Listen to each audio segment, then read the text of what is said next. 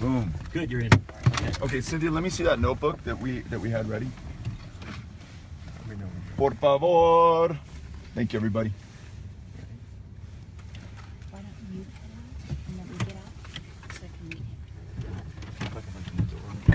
Because you're going to show me where we're walking to without the chair. In Wisconsin, we just want every state.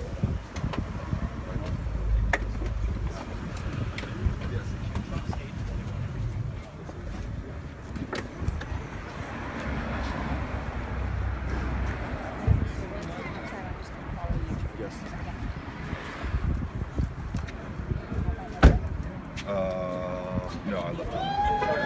Hey!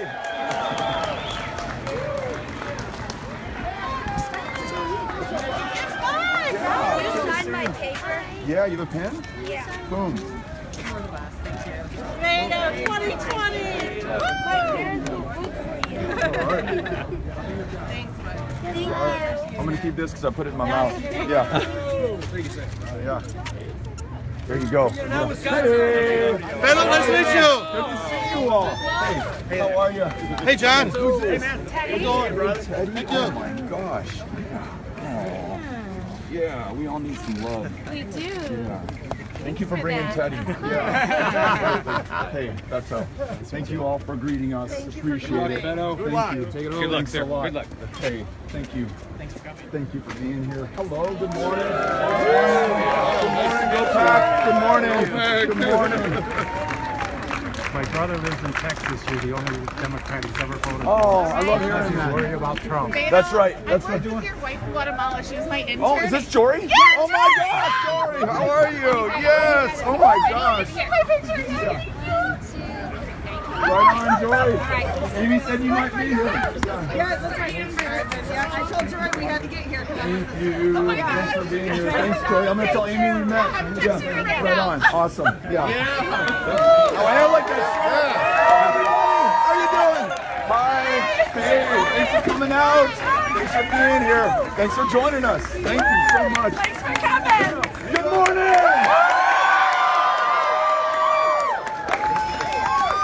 And happy St. Patrick's Day. This wonderful woman at the Old Fashioned named Colleen gave me this cabbage. Wearing around my neck. It's an incredibly beautiful day, an amazing moment to be alive, to be in this country at this defining moment of truth, not just for America, but for the planet. The challenges that we face have never been greater. Whether we're talking about the ability for people to be well enough just to live or to live to their full potential, an economy that can work for everyone and not just some people, or the existential threat that faces us, and most importantly, our little ones and the children and grandchildren that they will have. We cannot be found wanting at this moment, and we cannot do it by half measure or only half the country. It has to be all of us, Republicans, independents, and Democrats alike, rural and urban communities coming together to squarely face these challenges and overcome them. That is our heritage, and that is our opportunity, and that is the best possibility for us to fulfill our promise, and we are going to do it together. Are you with me? Well, I am with you. I'm looking forward to coming back outside and joining you in a moment. But we're going to go inside and have some coffee and say hello to the folks here. Thank you for welcoming us to Madison. Thank you. All your cousins. All your cousins. Allison. Laura. So glad to see you. Hathaway. Another Hathaway. Nice to meet you. Charlie, Stuart, go Brooks family. Go, Beto! Yeah, thank you all for being here. This is awesome. This is okay, you got it. Take a pic. Take a pic. Go Cousins! Go Cousins. Yeah, thank you so much for being here. Yeah, this is awesome. Thank you. We'll see you again when you come back. I hope so. Yeah. Hey, thank you for welcoming us. From Houston. Right on. Thank you for having us. Thank you for being here. Thank you so much. Appreciate it.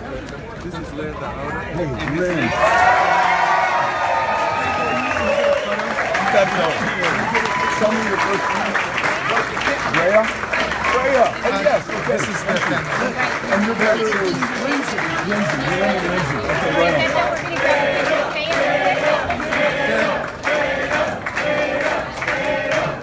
There we go. Thank you very much. Yes. Give this to you. Take a look. Thank you very much. I will. Hey, how's everybody doing? Hey, Marcus. Marcus, thanks for having us out. Thank you. Hey, thanks. Hey. Nice to see you. Hi. Thank you. Very nice to meet you. Nice to meet you. Hi. How are you? Nice to meet you. Thanks for welcoming me. Thank you for having us. Really appreciate that. Hi. Thank you for having us. Thank you for having us. Thank you. Thank you. Sorry, last month. Thanks for coming. Oh, thanks for coming again then. And the president, good to see you. I'm grateful that you're here. Yeah, we're so And that you're going to introduce us. Yeah, I'm so. Yeah, I Oh, love. right on. All right. Let's get this show on the Let's do road. it. Let's do it. You got it? All right. So, hi everyone. How's everyone doing? Okay, Beto's here. We can do better than that. How is everyone doing? All right. My name is Eliana. I'm the chair of the College Democrats here in Madison. We are so lucky to have Beto back here in Wisconsin with us, and I am so happy that you have made it a priority to come back to this state. It truly speaks to how important Wisconsin is going to be during this cycle. Beto is here. Beto is here to listen to the people of Wisconsin, to talk to the people of Wisconsin, and show that he is truly a champion of our values. I could not be more excited to introduce Beto O'Rourke. All right.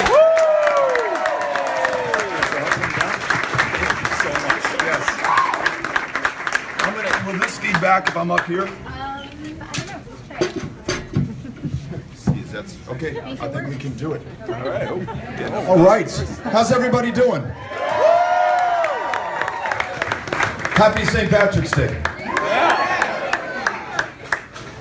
Everything about Eliana from the moment I met her when we first came to Madison a little more than a month ago.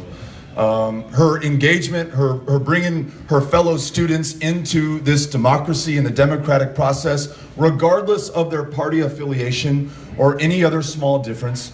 Almost everything that I know about her is perfect, except for the fact that to the best of my ability, I'm unable to determine whether you're wearing any green today. So this cabbage that was given to me in the old fashioned by a woman named Colleen, and given that I've got this amazing University of Wisconsin-Madison pin on right now that is green, I'm going to pass the cabbage over to you.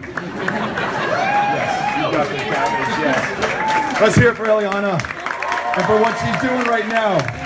So grateful that you introduced me. Really, really appreciate it. To all our friends who are outside under that beautiful sky, thank you for being here and greeting us when we first came in right now. Made us feel really good, very encouraging, strengthened the heart. To each of you who showed up bright and early to be here, or maybe were just innocently drinking your coffee when I walked in, thank you as well for making us feel at home here. Because of the challenges we face, because I believe, and I think you do as well, and that's why you're here, that this is our defining moment of truth. This may be our last best chance to get things right for one another, for this country, and for the planet. I want to make sure that the way in which we run, the way in which we speak to one another, is profoundly respectful, and respectable. That we focus not on our fears or who it is that we dislike, that we don't demean or vilify or bring down people, that we lift each other up and we bring this deeply divided country together. We understand that there are differences of party affiliation, of faith, of geography, of how many generations you can count your family here in Wisconsin or America. It may be 6 or 7, or your family may have just gotten here 6 or 7 days ago.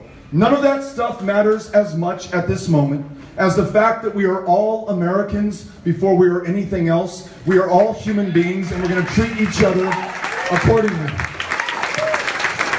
We're going to bring the genius, the ingenuity, the innovation, the political will of the world's greatest democracy together towards those challenges that we face. Universal, guaranteed, high-quality health care for all, so no one is too sick to live to their full potential. We're going to support these world-class public school educators, some of whom I met earlier today in Madison. Go social studies teachers. We're going to ensure that an economy that no longer holds opportunity for all of us, where power and privilege and wealth are concentrated in the hands of a few, where corporations literally can lawfully, thanks to Citizens United, purchase the outcomes of elections and legislation, and ensure that that legislation and the policies that follow serve their interests and not ours as a country. We have an opportunity to fix that democracy, to bring it back, to bring forward the most powerful mechanism that humankind has invented to call forth the true genius of every single one of us to face these problems. Now, it can be healthcare, it can be the economy, it can be in reviving rural America by listening to rural America. It can be in facing the crisis of climate change before it consumes us and makes this planet and this very place in which we stand right now unlivable for the generations that follow. But in order to do any of those things, this democracy must work.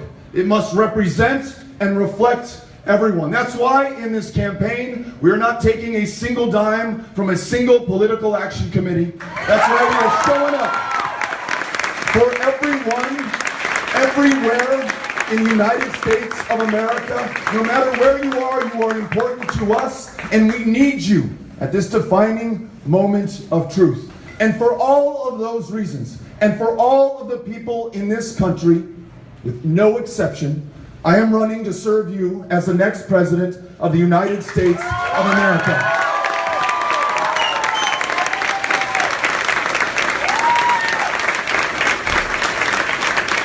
This morning, before I got to join you, I was sitting at a table at the old-fashioned. Not having a pint.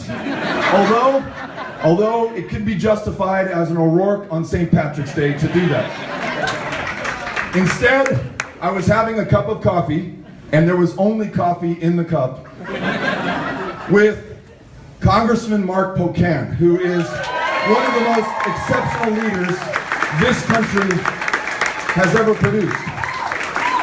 And I met the owners of the restaurant and heard a little bit of the history of this community and the drink that we call the old-fashioned, and the fact that you all do a really good job of consuming a lot of them, and perhaps more per capita than any other state in the country. And it made me think of my hometown of El Paso, Texas, which with Ciudad Juarez forms the largest binational community anywhere in the world. 3 million from 2 countries speaking 2 different languages with 2 different histories and cultures and traditions are joined and not separated by the Rio Grande River, forming something far greater than the sum of their parts or the number of people. And when I first met my wife on a blind date 15 years ago, my wife, who's not from El Paso, who was returning from a year of service in Guatemala with Jory, who I just met out here, who introduced herself. Her aunt, who lived in El Paso, called me up, asked if I would take Amy out, and I said, sure. And like any good El Pasoan, I immediately took her to Ciudad Juarez, to the Kentucky Club, where they purport to have invented the margarita. We had a margarita, we went next door to Martino's, we walked down Avenida Juarez, we went to the Customs House, where for the first time, the 2 presidents of the United States and Mexico met in 1909, Taft and Diaz. neither of them needing a translator because both of them spoke both English and Spanish. They had a reciprocal meeting on the other side of the river in El Paso where we are told President Taft broke the chair that he was sitting in. And I think we still have the pieces of that in our Chamber of Commerce. We walked past the Customs House to the Mission of Guadalupe that has stood for more than 350 years. And in that little placita, we took in the sights and the sounds and the smells and the life of our community. And that is in part how Amy fell in love with my hometown, my home community, and how I fell in love with her. It's the town in which we're raising our 3 kids. Ulysses, who's 12 years old, his sister Molly, who's 10, their little brother Henry, who is 8 years old. And it is a city that is one of, if not the safest in the United States of America, not in spite of the fact that it is a city of immigrants, but because of the fact that it is a city of immigrants.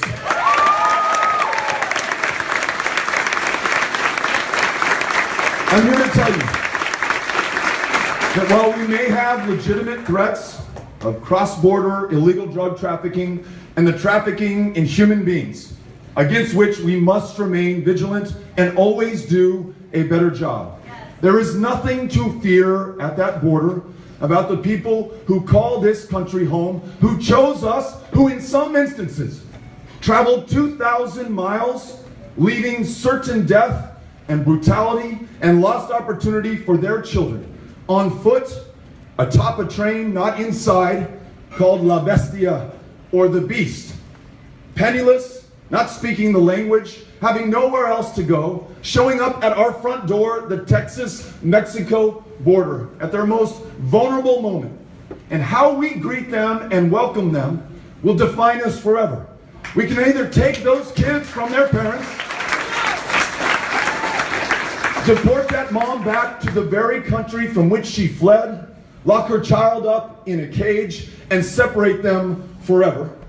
Or we can remember the best traditions of a country that is comprised of asylum seekers and refugees the world over, and remember that the very source of our strength and our success, and yes, our security and our safety, is that people from all over the world have found a home here in the United States of America. And they've made us the indispensable nation, yes, the nation that can not only produce the world's greatest democracy, but can produce the leadership that the world needs if we're going to be able to save the world. But we cannot wait. We cannot wait until January of 2021 to begin the job of fixing this democracy and bringing this country together. And that is why we will campaign in this way, going everywhere, taking no one for granted, not allowing our differences to define us or to keep us from the work ahead. I believe it is the only way that we will fulfill our promise to ourselves, to one another, and for every generation that succeeds us in this great country and in the only planet that we can call home now. For that reason, I'm so glad and grateful to be here with you. I'm looking forward to hearing what's on your mind, answering your questions, gaining the benefit and wisdom of your ideas. Thank you for having us here in Madison again. I am grateful. Thank you all very, very much.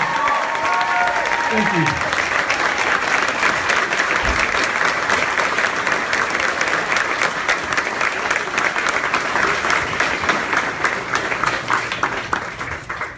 If you will raise your hand, Cynthia is going to bring you forward to give you this microphone so we can all hear what's on your mind. Thank you again, Cargo Coffee. Thank you for hosting us. Freya, really great to meet you when I came in. Thank you, Lynn and Lindsay. Here we go. I'm going to take this off. Yeah, it's fine. You know what? But I got to keep this on. So in 2002, along with Senator McCain, our Wisconsin's own Senator Feingold passed BICRA. And you mentioned Citizens United in 2010.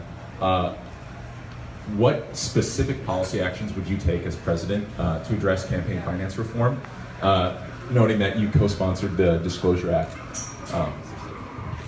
Great question. Fix our democracy, fix the country, and we can help to fix the world. Right now, our institutions, our Congress, the Senate, Many of the administration's departments have been captured and corrupted by the influence of big money. One of my biggest surprises when I was elected to Congress was just how nice most people are who serve in that institution. How hard they work to get there, and how hard they work to stay there and deliver for their constituents.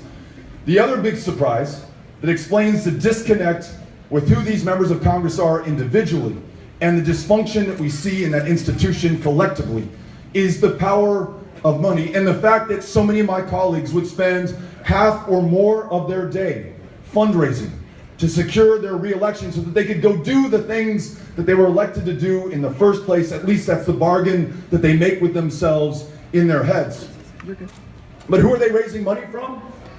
The very corporations who have business before their committees of jurisdiction. How else would you explain the fact that in 2017 our Congress passed legislation that allows internet service providers to sell your private browsing data without your consent? Think about the darkest, weirdest places that you've been on the web. And now imagine that being packaged and sold to the highest bidder without your permission.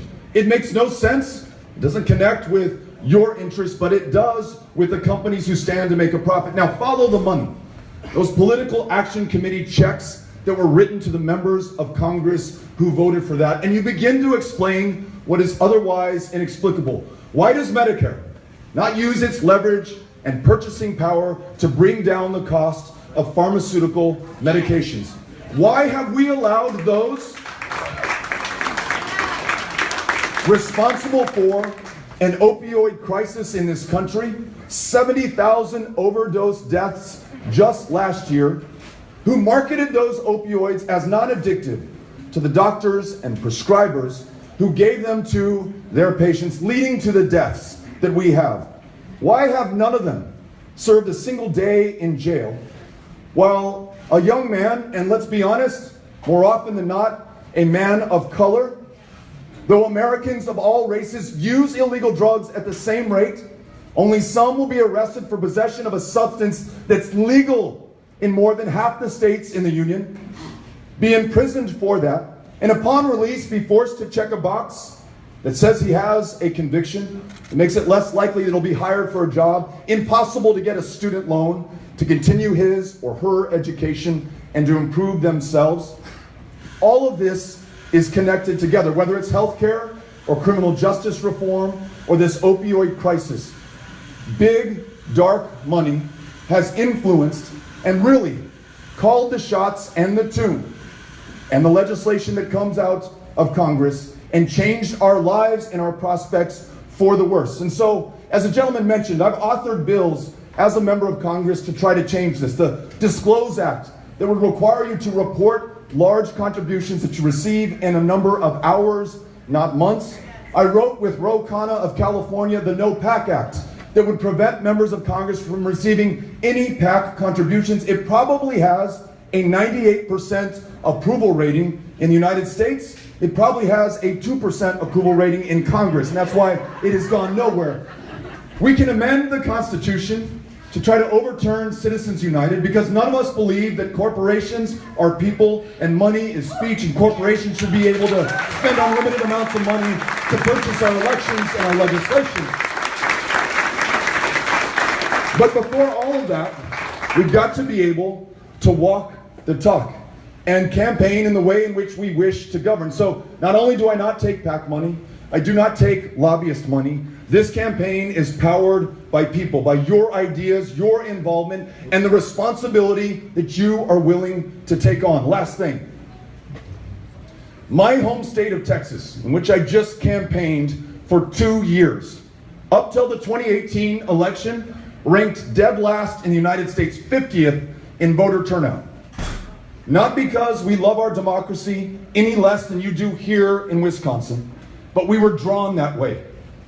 The state legislature drew people out of their congressional districts, therefore out of a reason to vote, therefore out of their very democracy, solely based on the color of their skin or their country of national origin. Do not take my word for it.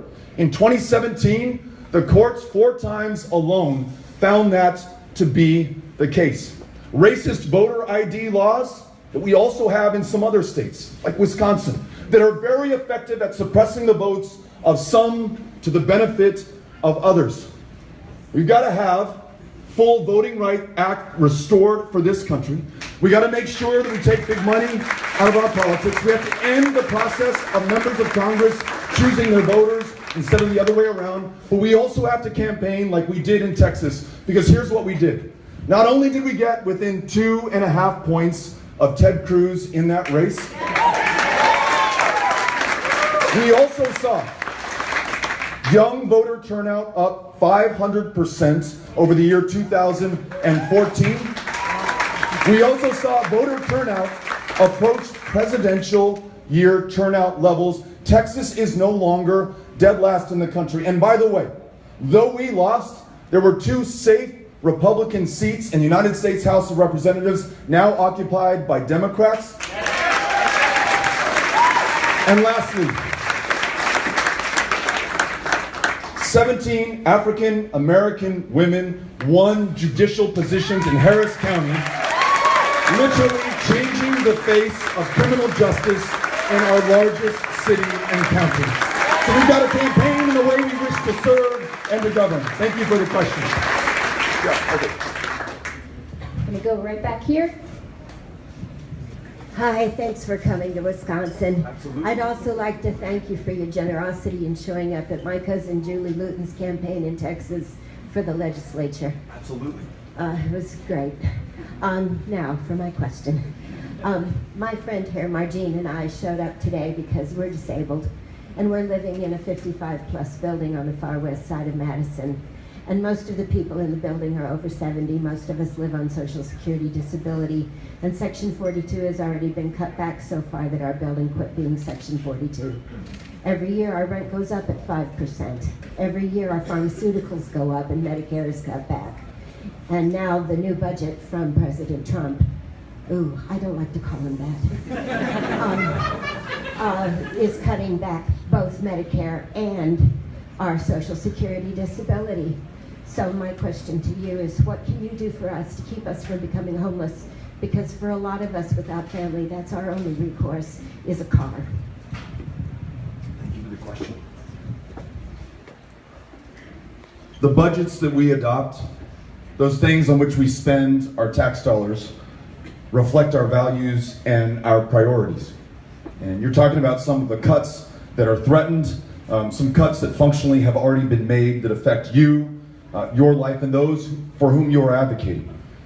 I remember being in Wichita Falls during the Texas Senate campaign and knocking on a woman's door to introduce myself. And she told me that she's a beneficiary of the Meals on Wheels program. Now, she told me that in addition to the calories that are delivered to her door, the young man who delivers that box of food will be the only human being that she will see over the course of the entire day. She's not well enough to leave her home. And when he touches her shoulder, after he's put the box on the table and leaves the door, that's the only human contact that she will have. And she told me that that is what is keeping her alive, more than the nutrition that is delivered in that box. And that program was slated to be cut down to 0 in the president's budget. Met another woman in Midland, Texas, who talked about a $10,000. Think about that in the scope of a nearly $4 trillion budget. $10,000 NEA grant that allows her to provide arts education in communities that, the rural communities around the Midland, Odessa area that don't have the resources to hire a full-time arts and music teacher. And so this itinerant teacher going from one town to the other is able to open up windows for kids who would otherwise not have that opportunity. That grant slated to be cut in that budget. When you look at the larger programs, and you mentioned Social Security, which will no longer be able to fulfill 100% of its obligation as quickly as soon as the 2030s. So a little more than 15 years from now. We can either accept that and somehow come to the conclusion that the wealthiest, the most powerful country on the face of the planet, whose workers have paid into this trust fund every single working day of their lives, will no longer be able to uphold the promises that we have made to one another. or we can get behind sensible policies. There's a bill that I co-sponsored called the Social Security 2100 Act, and it ensures the viability of this incredibly important social compact by raising the cap, I think set now at somewhere around $129,000 on the income upon which you pay Social Security taxes. So if you think about it, every dollar more than $129,000, every $1,000 more than $129,000, every $10 million more than $129,000 is not taxed, and those proceeds do not go into that trust fund. So we raise that artificially low, arbitrary cap so that we capture more of the income that is being generated in this country and ensure the viability of those programs. President Trump threatens not just Social Security, NEA, and Meals on Wheels. He promises hundreds of billions of dollars in cuts to Medicare in a country that has millions of people who cannot see a doctor. People succumbing to diabetes, to the flu. I met the family of or the community of a school teacher who in 2017 in Texas died of the flu. She had insurance, but she didn't have guaranteed health care because the copay for her flu medication was $119. And she didn't have $119 in her checking account, and now she is dead. And not only is that unconscionable, but that community in our country have lost out on everything that she was born to do in her life that she will no longer be alive to accomplish. We can and should do better. The moral imperative is sufficient for me to move forward, but if we think about our own economic self-interest, investing in one another now while we still have time is a heck of a lot cheaper than paying for the consequences down the road. And so whether it is universal guaranteed high quality health care or Social Security that is viable into the next century and beyond, let's make the investments today. Thank you for the question. You had said that you're interested in reaching out to rural America, and Wisconsin has a lot of rural sites. I think there's a prevailing attitude that farmers are always going to vote for Republican, and I dispute that, but I do think that there's a predisposition for some inexplicable reason, especially given the way the tariffs are killing them. What's your plan to reach out to the farmers, the family farmers, who are getting killed right now, and who don't see the Democratic Party as necessarily the way for them to go? Thank you for the question. I think the only way to successfully campaign in rural communities, and more importantly, serve rural communities, is to show up and listen to rural communities. They have the answers to the questions that we pose if we will just listen to them. And I have found that to be the case in almost every single part of the country that I have visited. I remember being in rural West Texas, listening to a pecan grower who, to your point about tariffs and trade wars, said that the tariffs on the pecans that we sell to the rest of the world used to be 2%. Now, thanks to President Trump, the tariffs that he's levied, the trade wars that he has entered this country into, they're 27%. That means that no one in any other part of the world is buying the pecans that we're growing here. And what he said is, I know at some point this trade war will end and these tariffs will come down, but in the meantime, those buyers in China and other large markets around the world will find other growers in other countries from whom to buy. And this farm will no longer be profitable or sustainable. I will be unable to pass it on to my daughter or to my son. We will subdivide it for housing, and this land is gone forever. I've heard the same thing in Iowa, and I've also learned from the farmers there who have been able to, in part, free themselves from commodity markets over which they have no control by adding value to what it is that they grow, creating high value, high skill, high wage jobs in their communities. So young people do not leave, or if they've left, they have something to come back to. I think if we listen to rural America, we're going to find the answers. In Texas, half of rural Texas doesn't have access to broadband internet. So if you're a farmer, a rancher, a producer, try getting your goods to market if you can't get online. Try finishing your education, starting a business, finding a date on Tinder if you don't have access to the internet. Nearly impossible. And when I was starting to talk about investing in rural America, in the infrastructure for rural America, partnering with, like, not a handout, not we're sorry for you, let us help you out, but you have the answers and solutions. We want to partner with you to be successful. This gentleman in Silverton, Texas stands up and he says, I'm old enough to have been in first grade in 1937 when our Congressman Lyndon Baines Johnson worked with our President Franklin Delano Roosevelt on the Rural Electrification Administration. They partnered with a co-op in our community to make sure that we had electricity so that I in first grade could read before the first day of school under electric light, just like the kids in Dallas, in Chicago, in Tokyo, in London. In other words, our government saw value in us, partnered with us, so that we could be competitive and get ahead. I want to make sure that we take the same approach in the way that we campaign and the way that we serve in rural and urban America alike. Thank you for the question. All right, we have somebody from outside. Thank you, Beto, for coming to Wisconsin. We appreciate it. Absolutely. My name is Brian Quigley. My wife and I. Questions in the back. You have some Latinos that have questions, okay? Why don't you come up, if you don't mind, so that you can get to the microphone? Yeah, come on up. No worries. Thanks for coming here. Happy St. Patrick's Day. Happy St. My wife and I are both teachers in a rural community, kind of piggybacking off the last topic. What can we do? We're looking at farms closing. 1.5 dairy farms in the state close every single day.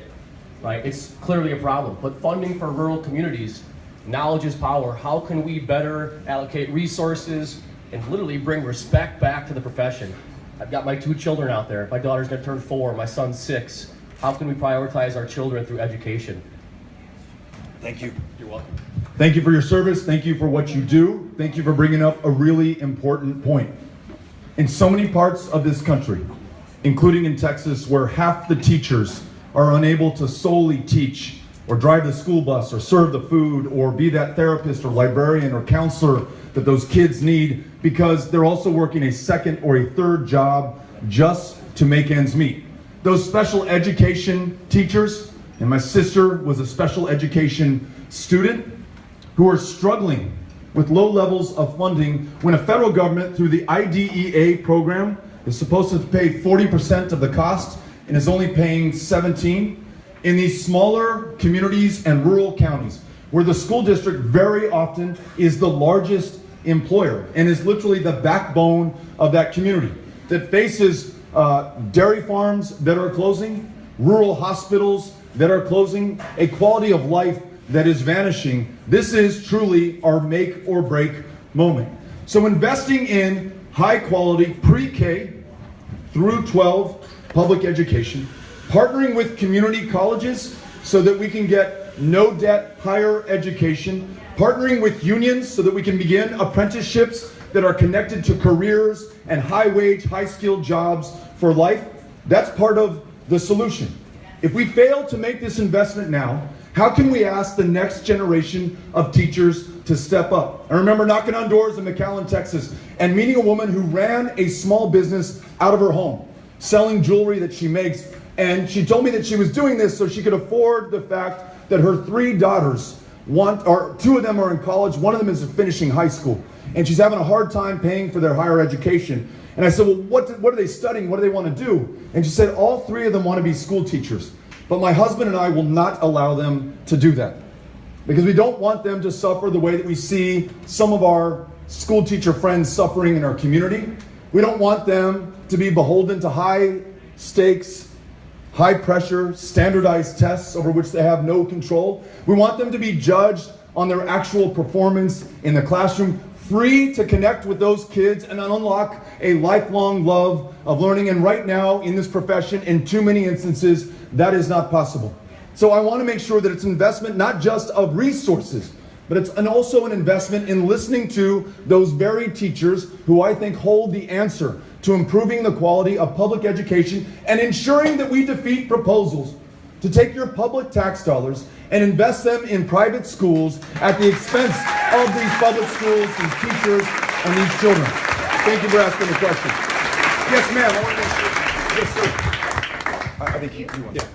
All right, just want to say thank you on behalf of Madisonians here as well as the immigrant community. More than anything, I just want to ask you a question based on immigration. So I know that you've been very supportive of the DREAM Act as well as for comprehensive immigration reform.